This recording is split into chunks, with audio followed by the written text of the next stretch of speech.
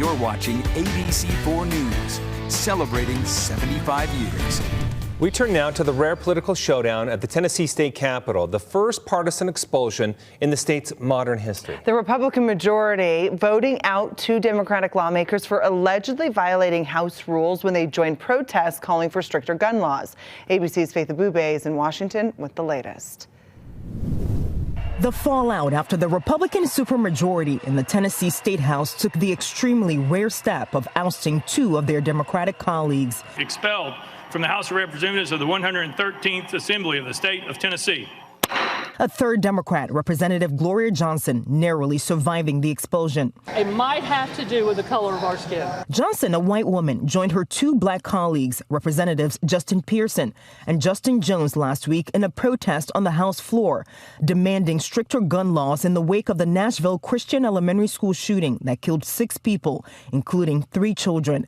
The move bringing House business to a halt, triggering the Republican-led expulsion vote on Thursday, accusing the 3 Democrats of violating chamber decorum. We called for you all to ban assault weapons, and you respond with an assault on democracy.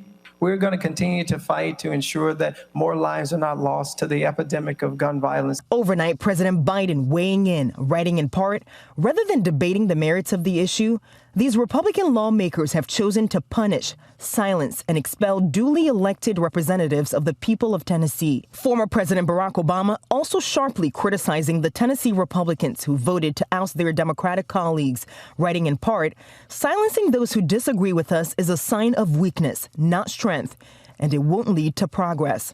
The Tennessee House Republican Speaker defending the move. There are consequences for action. I voted for all 3. Obviously, I thought all 3 should have been expelled. And this is the 4th time since 1866 that Tennessee legislators have been expelled. The 2 Democrats will get a chance to once again run for their seats once a special election is announced. In Washington, Faith Abube, ABC News. And our record-breaking snowpack has some people worried we could see a repeat of the 1983 floods. But Salt Lake City water officials say it probably won't be that bad, so we can all calm our nerves. In 1983, Utah's peak snow water equivalent was 26 inches. So this year, the state hit 30 inches.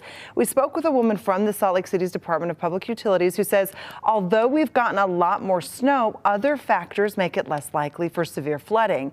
The lakes and rivers are not as full as they were in 83. And the upcoming temperatures are not likely to melt the snow too quickly. Sort of the perfect and ideal scenario for what the temperature impacts to runoff would be. But she says the public should still prepare, especially if you live near the Jordan River or other streams. A great way to prepare is with sandbags, and we have a list of where to find those on our website. Just head to abc4.com. Time now for Utah's most accurate forecast with Alana Brophy. Weather rates certified 11 years in a row. And that snow is starting to melt some, but we know the temperatures are kind of up and down over the next 7 days. Yes, tracking it all for us is Chief Meteorologist Alana Brophy. Hey, Alana. Hi, friends. We're going to stay with that flood year, 1983. I know when you look at the numbers, this is year-to-date numbers here that I want to show you. It seems alarming because, yes, we have more moisture than we did back in 83, but we also have better drainage systems. This was a long time ago, right? And as we look at those numbers in Salt Lake, we've gotten a lot of snow, but here's what to expect as these temperatures warm up. Our rivers are going to run high and fast, and that's something that we have to be aware of for the next several weeks. We want to keep our pets and kids away from those rising waters, but that's something you may notice. Enhanced runoff is possible as the temperatures jump into the 80s down in southern Utah, and we make it into the 70s up north. Slot canyons and backcountry hazards will exist with an abundance of moisture. This is more water than we've seen in several years, so that's something you have to be aware of when you're out recreating, and you want to clear away that deep snow from the foundation of your home. So flooding concerns out there, but we don't have a flood watch in the state of Utah. So we're just going to go ahead and get through this warm up and this quiet pattern. This is what the moon looked like. Scott Taylor catching that this morning. Cool shot through the trees. Cloud cover is out there with temperatures in the mid 50s, climbing to the upper 50s at 57 in Salt Lake. You can see the winds blowing, but really it's pleasant out there. Cloud cover has made it down to southern Utah, Washington County, seeing the clouds, but temperatures pretty pleasant in that arena as well. Satellite radar shows us that cloud cover that's tracking through. This is associated with a weak disturbance. This disturbance is not going to bring moisture, but it will bring moisture in the form of clouds that have now made it over into eastern Utah and will lock in some milder temperatures as we head into the overnight. High pressure is still the dominant feature when it comes to our weather for Easter weekend, which means the trend for the increase in temperatures sticks around. 57, as I mentioned, in Salt Lake, 60 in Moab, just shy of 70 in St. George. The 24-hour temperature change shows you just how quickly our numbers are rising. We're 10 degrees warmer than where we were yesterday, even more so in Provo. Look at the West Desert, 16 degrees warmer in Milford and Delta, and the increase holds steady. It's going to hold on through Easter weekend and into early next week,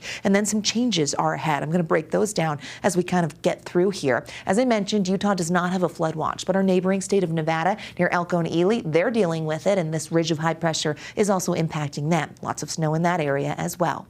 FUTURECAST bringing this little wave through the state.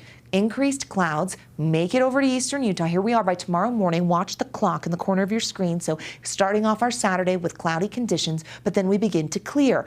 That system moves to the east. Sunshine, clearer skies as we head into the overnight and Easter Sunday. Looking beautiful. Sunrise services will have clear skies, and we'll also see those temperatures jumping above average with that high driving the bus. 40s and 50s for those highs for tomorrow. Will be close to 60 degrees in Salt Lake. We may get there and bump up a few. 70 in Moab, 76 in St. George, which is above average for this time of year.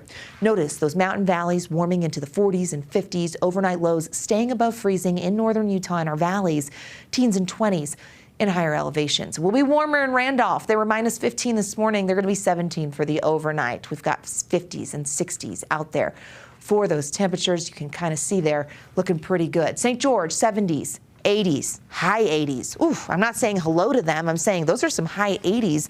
88 on Tuesday. Here's a check on that Easter Sunday forecast with 40s, 50s, and 60s throughout the region. Nice to see.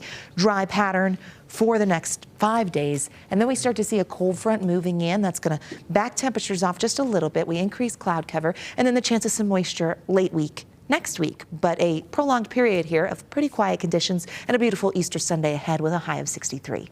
We will take it. Yeah. Golf clap. Yes. We need the golf clap. I don't know if they'd be clapping for me at the Masters. Masters, I know. We haven't talked about that.